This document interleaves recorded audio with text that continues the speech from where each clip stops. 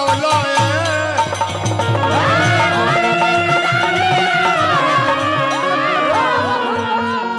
जाई जनकपुरी धनुषा के तुरा धनुषा के तुरनी बोली भोजपुरी जिला शास्त्र में अमरबा थोड़ा सा लेवल लगवा बोली भोजपुरी जिला इस शास्त्र में अमरबा बक्सर विश्वामित्र मुनि ज्ञानी चरित्र वन में शुभ जग ठानी राम लक्ष्मण के अइला से सुनी राक्षस लोग के डरबा बोली भोजपुरी जिला शास्त्र में अमरबा खुदे ब्रह्मपुर में ब्रह्मा जी आके पूजले शिव जी के नेह लगा के बोलत सब बम बम हर हर बा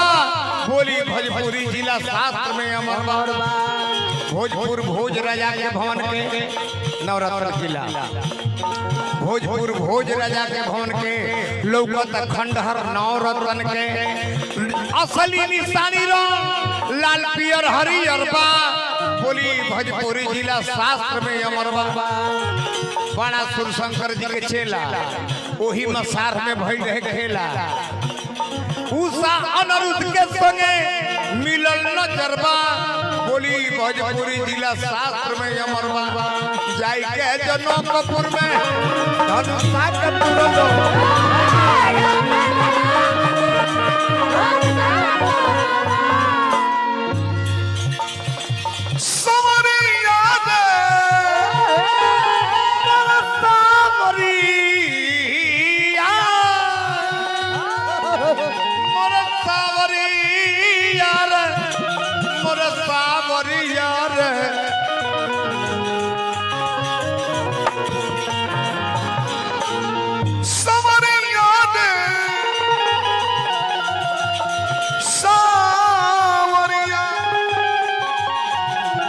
सावरिया रे